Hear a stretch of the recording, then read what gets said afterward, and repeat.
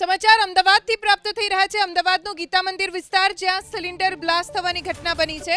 Commercial gas એજન્સીમાં cylinder blast થયો છે। Gas સિલિન્ડરમાં blast બાદ આગ લાગી, જેના કારણે દોડધામ મચી ગઈ। 4 વાહનો બળીને ખાખ થઈ ગયા છે। સદનસીબે કોઈ જાનહાનિ નથી થઈ। તાત્કાલિક ફાયર વિભાગને જાણ થઈ। ઘટના સ્થળે પહોંચીને ફાયર વિભાગે આગ ઉપર કાબુ મેળવવાના પ્રયત્ન શરૂ કર્યા। आज रोज काकड़ापीठ पोलीस स्टेशन हद विस्तार में जे गीता मंदिर बस स्टेशन है एनी बाजू में एक जगह गैस एजेंसी आवेली है। एमा सिलिंडर ब्लास्ट थयानी घटनानी पुलिस ने जाण थी। 4 सवा 4 ની આસપાસની ઘટના છે। पुलिस तत्काल स्थल पर पहुंची। एएमसी तरफथी फायर विभाग અને એના જરૂરી હોદ્દેદારો અને અન્ય વિભાગ પણ હાજર છે। એ લોકોએ આગ બુઝાવવાની કોશિશ કરી છે અને આગ સંપૂર્ણ બુઝાવી દીધી છે। અને અત્યારે જે સિલિન્ડર બાજુના ગોડાઉનમાં એટલે શોપમાં પડ્યા હતા એને સાઈડમાં લઈ જઈને એ લોકો એને કૂલ ડાઉન કરે છે। અને પોલીસ વિભાગ દ્વારા અત્યારે જાણવા જોગ લેવાની તૈયારી ચાલુ છે અને ત્યારબાદ આગળની અમે તપાસ કરશું। અમે એફએસએલને પણ કીધું છે, એટલે એફએસએલ આવીને અહીંયા તપાસ કરશે। આ ઘટનામાં ગેસ એજન્સી જેની છે એ ભાવસાર કરીને છે વ્યક્તિ, એને પણ ઇન્જરી પોતાને થઈ છે। એટલે પહેલાં એક અત્યારે જાણવા જોગ લઈને આગળની તપાસ અમે ચાલુ કરી છે। વધુ જાણકારી અમારા સંવાદદાતા અભિષેક સિંહ પાસેથી પ્રાપ્ત કરીશું। અભિષેક, કયા કારણોસર આ દુર્ઘટના બની, કોઈ પ્રાથમિક જાણકારી પ્રાપ્ત થઈ છે?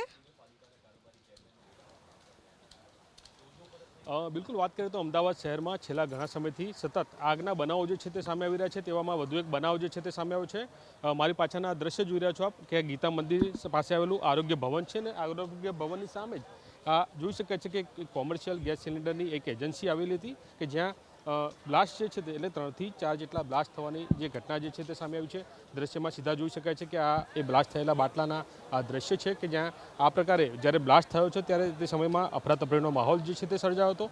મહત્વપૂર્ણ છે કે તાત્કાલિક આસપાસના લોકો જે છે તે દોડી આવ્યા હતા। ફાયર વિભાગને જાણ કરવામાં આવી હતી, આરોગ્ય વિભાગને જાણ કરવામાં આવી હતી, પોલીસને જાણ કરવામાં આવી હતી। ત્યારબાદ તમામ તંત્ર જે છે તે દોડતું થયું હતું। અને અત્યારે હાલ બીજી તરફના પણ દ્રશ્યો બતાવવા માંગીશ કે ફાયર વિભાગ જે છે તે અત્યારે હાલ બાટલા જે છે તેને ઓલવવાની કામગીરી કરવામાં આવી છે। એટલે કે જે પ્રકારે આગ લાગી હતી ત્યારબાદ બાટલા જે છે તે સતત બધા બ્લાસ્ટ થયા હતા, ત્યારબાદ ગરમ થયા હતા, તે બાટલા અત્યારે ઠારવાની કામગીરી જે છે તે ફાયર વિભાગ દ્વારા જે છે તે કરવામાં આવી રહી છે। પરંતુ સૌથી મહત્વપૂર્ણ એ છે કે આ ગેસ એજન્સી જે છે તેની પાસે લાયસન્સ હતું કે કેમ તે તપાસ તે અત્યારે હાલ તપાસનો વિષય છે। સાથે સાથે કેટલા બાટલા રાખી શકાય તે પ્રકારની કેપેસિટીવાળું આ ગોડાઉન હતું તે વિષયમાં પણ તપાસ જે છે તે કરવામાં આવશે।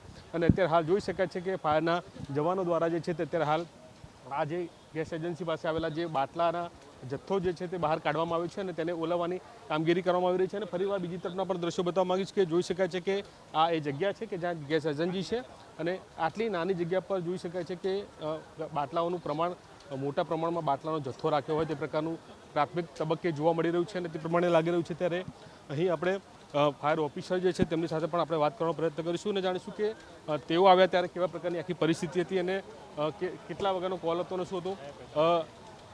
કોંગ્રેસ સાહેબ, લાઈવ ચાલી રહ્યું છે, કેટલા વાગ્યાનો કોલ હતો અને શું પ્રાથમિક માહિતી? तकरीबन 4:40 के आसपास का कॉल था ये। और जो अपना गैस एजेंसी में फायर का मैसेज मिला था कि गैस का बॉटल फटा है और गैस एजेंसी में फायर हुआ है।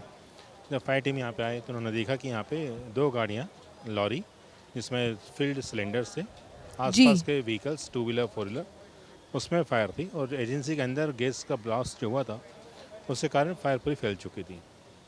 तो जो लॉरियाँ थी, लाइसेंस था नहीं था, ये अभी तपास का विषय है क्योंकि अभी यहाँ पे कोई पर्सन है नहीं, जो ऑनर है वो भी नहीं है और फायर के कारण पूरा रूम जल गया है।